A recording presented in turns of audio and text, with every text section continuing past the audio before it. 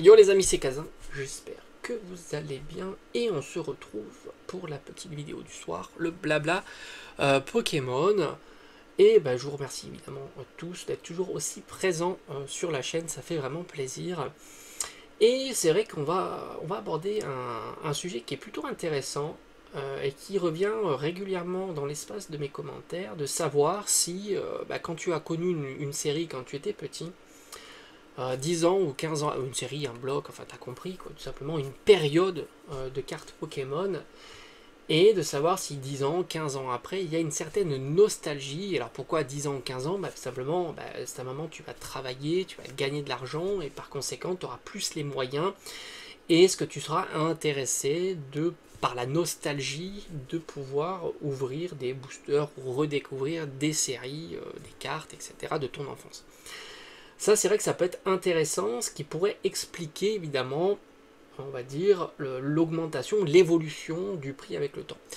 Mais c'est vrai que c'est quelque chose qui, pour moi en tous les cas, qui collectionne, on va dire, qui collectionne surtout le scellé depuis 2015. Alors je t'ai montré déjà mon premier coffret scellé, qui a été le coffret Rayquaza chromatique, exclusivité de chez Kingsway. D'ailleurs, à cette époque-là, on n'était pas nombreux quand même à collectionner le scellé. Il y avait plutôt des collectionneurs de cartes, mais beaucoup moins de collectionneurs de scellés. Et pourtant, à cette période-là, à la fois le scellé et les cartes, c'était vraiment bon marché. On est loin de la période que l'on a connue par le passé, voire même encore la période de maintenant, où même si les cartes sont moins chères qu'il y a quelques années, les cartes sont toujours très très chères. Et c'est vrai que le scellé, alors le scellé a toujours, j'ai envie de dire toujours, de ce que j'ai connu moi, en tous les cas, je peux parler de ce que j'ai connu, hein. Le scellé plus ancien, je t'avoue que je ne me suis pas intéressé. Évidemment, c'est une erreur, hein, parce que quand tu vois le prix du scellé de maintenant, les scellés anciens de maintenant, c'est quand même assez fou, hein. Tu as des boosters à 200, 300, 400, 1000 et plus même, 1000 euros, ce qui dépasse un petit peu l'entendement, et ce qui en plus souvent, alors moins sur les séries très anciennes, est complètement déconnecté des cartes. Et c'est marrant parce que plus tu te rapproches de maintenant, et plus le CD est déconnecté des cartes. Ce qui n'est pas intuitif, puisque le CD devrait être soutenu par les cartes que propose la série. Donc, le CD ancien, c'est normal qu'il soit cher, parce que quand tu ouvres un booster ancien, je sais pas moi, ex-Deoxys, tu as des cartes qui valent une fortune. Donc tu as un potentiel d'avoir ces cartes-là dans un booster. Sans compter que souvent, ce sont des raretés qui tombent facilement. Une simple holographique, cette de base par exemple, ça reste quand même facile à faire tomber dans une display. Tu as toujours un pagaille et tu as quasiment une chance sur 2 d'avoir ton Dracofeu, voire même 2 chances sur 3. Il faudrait calculer sa proba, à mon avis, elle est stratosphérique. D'avoir un Dracofeu dans ta display, d'ailleurs j'ai vu énormément d'ouvertures display set de base, il y a toujours eu le Dracofeu qui est quasiment toujours eu. Je pense qu'elle doit être sur 2 sur 3, ça doit être 2 chances sur 3 d'avoir le Dracofeu. C'est assez simple à calculer, hein, la probabilité sur 36 boosters, 12 holos différentes, je crois que dans les 12 holos, et une holo, je crois que tu as 12 holos dans les 36 boosters, et tu as 12 différentes holos, je crois que quelque chose, ça doit être à peu près comme ça, 12 ou 14, enfin peu importe, c'est assez simple, si elles sont évidemment équiprobables. Mais en tous les cas, l'ouverture, tu t'aperçois que la carte tombe facilement, et du coup, tu as des objectifs qui sont... tu as un équilibre qui se fait, sans compter les cartes plus communes qui sont quand même d'une certaine valeur. Donc, par le passé, ça se comprend pourquoi le prix du booster s'aligne un peu avec le prix des cartes. Et là, on a une déconnexion qui est flagrante, encore plus flagrante, on va dire, à partir de XY, où tu as une quantité quand même assez forte de cartes en très bon état. Les cartes sont vraiment plutôt pas chères, et tu as les boosters qui commencent à s'affoler complètement. Alors les displays, je t'en parle pas, parce qu'il y a un intérêt sur la display, etc., etc. Et pour revenir un petit peu à ce que je disais, c'est-à-dire que moi, quand j'ai suivi plutôt 2015, 2016, 2017, etc., etc., et principalement, j'ai vu l'explosion en direct, on va dire, du prix de XY Evolution et XY Génération. C'est vraiment deux séries que j'ai vues, parce que principalement, moi je faisais des ouvertures de ces séries-là il y a quasiment, on va dire, 2019, 2020 même. Je crois que je me suis arrêté à peu près à cette période-là. Je me suis arrêté quand j'ai fait ma vidéo d'ailleurs, où je t'ai dit attention, c'est en train d'exploser, et le booster il devait valoir 10, 12 euros, 15 euros sous blister. Et là, ça commençait à exploser. Et pourtant, ce sont des séries qui n'ont pas 10 à 15 ans d'existence, quand ça a complètement explosé en 2021, on va dire. 2021, on peut dire que ces séries-là ont complètement explosé, dû à la hype, évidemment. Et je mettrais plutôt le fait que les items ont vraiment progressé, et on pourrait parler même du coffret Rayquaza, là, qui vaut très très cher, mais il vaut très très cher de par les boosters, et non pas du fait qu'il ait 10 ans. Absolument pas. C'est ça qui est assez marrant, c'est-à-dire que le scellé, il avait une petite cote, 2015, quand je l'ai gardé, tu le regardais sur internet, une fois que tu le trouvais plus en boutique, c'était assez rapide, puisque ce sont des coffrets dits de Noël, et souvent ils étaient sous le sapin, même encore plus en 2015 que maintenant, puisque beaucoup voulaient les enfants voulaient plus de cadeaux de ce style, alors que maintenant il y a la téléphonie qui enlève quand même certaines demandes sur ce genre d'item. En 2015, c'était pas la même histoire que maintenant avec les téléphones portables, nouvelle génération, plus abordable, etc., etc. Donc c'était pas la même problématique. Et c'est vrai que le coffret avait progressé, tu vois, je peux pas te dire que le coffret valait 25 euros lorsqu'il était plus disponible au bout de quelques années.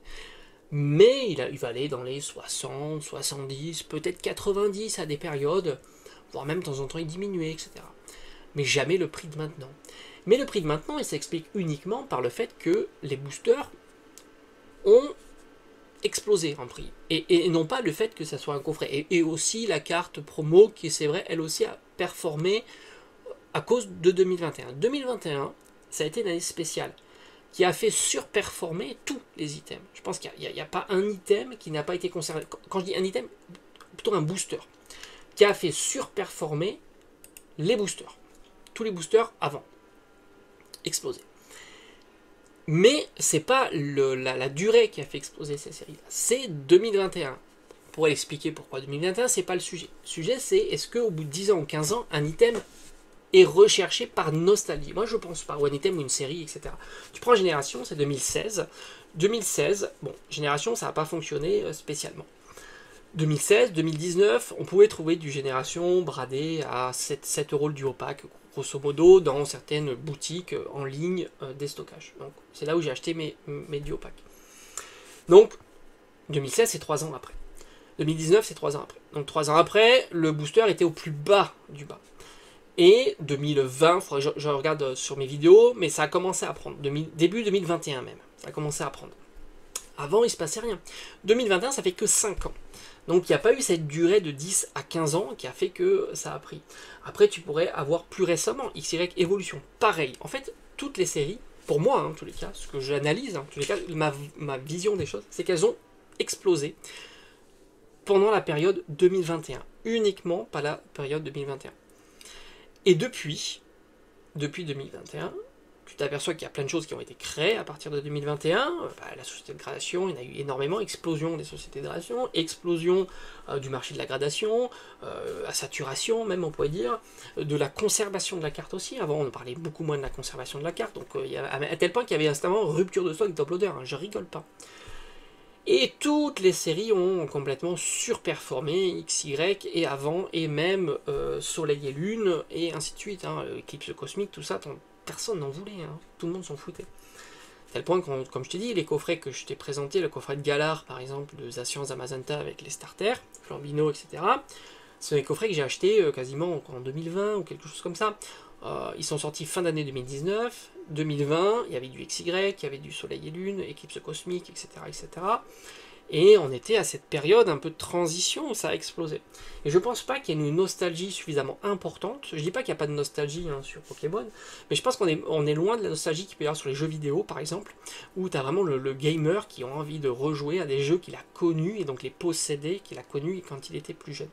Je pense qu'il y a moins de nostalgie, j'ai pas dit qu'il n'y en avait pas, attention, hein, mais il y a moins de nostalgie, et je pense qu'elle est moins puissante comparativement à ce qu'on pourrait observer dans d'autres domaines. Et je pense principalement que, pour l'instant en tous les cas, il y a eu cet élément déclencheur 2021 qu'on n'aurait pas eu, et ben je pense qu'on n'aurait pas eu cette période où les cartes auraient surperformé, les scellés auraient surperformé. Enfin, moi, quand j'ai dit, je suis très prudent sur le scellé. Parce que je ne pense pas que le scellé en soi surperforme. C'est pour ça que j'en ai fait pas mal de vidéos. Je ne pense pas que le coffret surperforme, le tripack surperforme, la Pokébox surperforme. Moi, je pense que ce sont les boosters et les séries qui surperforment. C'est-à-dire qu'en soi, garder un coffret, ça n'apporte pas grand-chose. Et on l'a démontré. Tu l'as vu, il y a des coffrets dont je t'ai montré le coffret avec les boosters Tempête Céleste. Tu le vois. C'est le prix est quasiment identique, voire même en dessous de ce qu'il y a à l'intérieur. Donc, et on pourrait faire cet exercice sur tout un tas de coffrets où au fond, les gens collectionnent le booster principalement sous sa forme de booster scellé, avec le blister, loose même, ça arrive aussi, même s'il faudra de la confiance, on le sait, et la display. Et je pense qu'à partir de 2021, il y a eu un boom, beaucoup de créations d'entreprises aussi, sur la gradation, sur les boutiques qui vendent donc du Pokémon, et aussi sur les box break. Et je pense que maintenant, c'est la ligne de conduite, c'est le box break, ce qui fait que si t'as pas un pic, une explosion un petit peu comme on a eu en 2021, je vois pas une progression qui se ferait sans le box break. Donc le box break, ça va nous donner un petit peu le tempo. Pour l'instant, pour moi, c'est vraiment le box break qui donne le tempo, et le tempo, et non pas la nostalgie, en tous les cas, sur le long terme. D'ailleurs, parce qu'elle est complètement écrasée par le box break. Tu t'aperçois, regarde Épée et Bouclier, c'est des séries qui sont ultra jeunes, et elles commencent à monter. Et je pense que c'est cette dynamique box break, et je pense que c'est important si tu veux comprendre un petit peu ce qui se passe sur le scellé, et ben c'est vraiment comprendre et suivre le box break. Voilà. Je pense que c'est vraiment cette dynamique qui est là, et qu'elle est, alors oui, la nostalgie, il y en aura toujours, parce qu'il y a toujours un petit peu de nostalgie, mais je pense qu'elle est complètement effacée et gommée. Alors la nostalgie, c'était bien avant le pic 2021, oui, les items montaient petit à petit, on l'avait observé, bien que monter, c'était pas si facile que ça. D'ailleurs, on a vu beaucoup de boosters, mes boosters c'est pareil, XY Evo, j'avais acheté des displays à 90 €, c'était cette période-là. On n'est plus du tout dans cette période-là. La période 2021 a changé complètement la donne, a renversé la table, et la mécanique est complètement différente. Donc pour moi, vraiment, si tu veux suivre un bon indicateur, c'est vraiment le box break. Et un deuxième bon indicateur, c'est le prix des cartes. Et l'appétit qu'il peut y avoir sur les cartes. Je pense que c'est ça, à l'heure actuelle, qui est plutôt un bon thermomètre. D'ailleurs, la nostalgie, tu es plutôt nostalgique, alors de l'ouverture, ok, mais aussi de la carte. Et on devrait être nostalgique justement de la possession des cartes. Et quelles sont les séries qui ont 10 ans maintenant, 15 ans? Tu peux aller sur du Earth Gold and Soul Silver par exemple, et tu aperçois que les cartes ne sont pas populaires. Donc même du XY, je l'ai dit suffisamment, les cartes ne sont pas populaires. Et même certaines séries un peu plus anciennes. Donc il faut aller sur du très ancien, là les cartes sont très populaires, bloc Wizard, bloc tout en fait, le bloc X. Mais après, plus tu montes comme ça, moins elles sont populaires, et après tu retombes sur les séries populaires du Soleil Lune fin de bloc, Épée et Bouclier, et ainsi de suite. Donc c'est plus complexe que ça. Moi je pense que, basiquement, si tu veux essayer de comprendre un petit peu la mécanique, le pattern qui s'installe petit à petit, c'est suivre le prix des cartes, le prix des gradations. Ça, ça a complètement dévissé à partir de fin de la hype. Ça, tu t'aperçois que les cartes gradées, ça marche très très mal. Et par conséquent, ça percute aussi les cartes loose, forcément. Et j'ai envie de dire, les box break qui donnent un super indicatif. Et d'ailleurs, tu le vois, toutes les séries qui restent bon marché vont commencer à monter, parce que voilà, le box break, les displays commencent à être compliqués pour d'autres séries, Evo Céleste, Voltage éclatant, fin de bloc Soleil et Lune, même milieu de bloc Soleil et Lune, Tempête Céleste, je te l'ai dit, c'est cata, il y en a d'autres, des comme ça. Donc forcément, on comble le vide. Les box break, il faut bien qu'elles soient alimentées, il faut que voilà, tu participes plus facilement quand tu as des boosters à 10, 15, 20, 30, 50 € plutôt que tu as des boosters à 50, 60, 100, 200 €.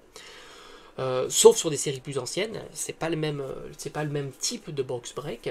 Donc forcément, tu vas avoir des séries qui quand même proposent des choses intéressantes.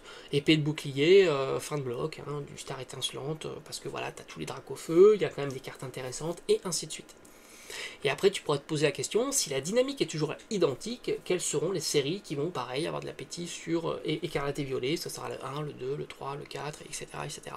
Principalement des séries non .5, parce que les séries .5, malheureusement, bah, tu ne retrouves pas de display. C'est plus commode et plus sécurisant, évidemment, que des boosters en loose. Et ça permet, même si tu connais pas l'animateur qui fait ça, ou je sais pas comment ça s'appelle, le streamer, voilà, qui fait le box break, au moins tu as confiance évidemment, hein, tu déballes comme ça la display, c'est plutôt sympa, puis ça te permet de voir les quotas, d'avoir le petit frisson de dire qu'est-ce qui reste dans la display, est-ce que le hit est déjà sorti, etc. Que bah, tu as 50 boosters random, ça peut être très bien, comme ça peut être pas du tout bien, donc il y a moins de peut-être de frisson sur ces items-là que sur des displays. Il ne faut jamais l'oublier que le box break c'est quelque chose de ludique en fait. Il ne faut pas le voir comme étant une connexion directe avec le prix du scellé. C'est un supplément, et c'est pour ça que souvent c'est un peu plus cher, voire beaucoup plus cher, parce qu'il y a le frisson, il y a l'event, et puis il y a le petit graal de la satisfaction de dropper une carte un petit peu sympa, d'avoir les projecteurs un petit peu sur soi quand on participe à ce genre d'event. Et encore plus quand la display est rarissime, ou alors quand la display propose des loots assez régulièrement. Par exemple, cette de base, c'est exceptionnel parce que tu sais que ça va looter, quoi. C'est ça la satisfaction. Et puis tu as d'autres séries comme ça où les Zolos font partie du Graal, voire même des Reverse. Quand tu as les Reverse Stamp, wow, c'est exceptionnel. Moi j'en suis un fan absolu quand je vois des box breaks sur ce genre de format. Je t'assure, je suis comme un dingue, quoi. Je trouve ça génial. Après, j'irai pas participer parce que bah, c'est un sacré budget. Mais quand tu vois dropper une belle carte Stamp, c'est incroyable. Moi j'adore ces séries de cartes, j'en suis un fan absolu. Et c'est vrai qu'en voir une état en sortie de booster, c'est magnifique. Donc je pense que voilà, si tu veux plutôt nostalgie, oui, mais je pense fortement estompé par la tendance qui fait que la tendance elle est sur ça. Le driving box break qui donne je trouve c'est vraiment le fil conducteur de cette période après hype. Comment tu verras, ça commencera à changer, je pense. Appétit sur les cartes loose et les cartes gradées. Ça sera un critère peut-être de changement. On n'y est pas. Allez, ça va. Bon, en tous les cas, merci d'être toujours aussi présent sur la chaîne. Je vous remercie beaucoup. J'apprécie toujours produire ce type de contenu. Bientôt, en plus, la série 5 va sortir. On va continuer à alimenter tout ça, faire quelques petites ouvertures. Je ne vous cache pas que ça manque aussi des petites ouvertures. Et on se dit à très vite.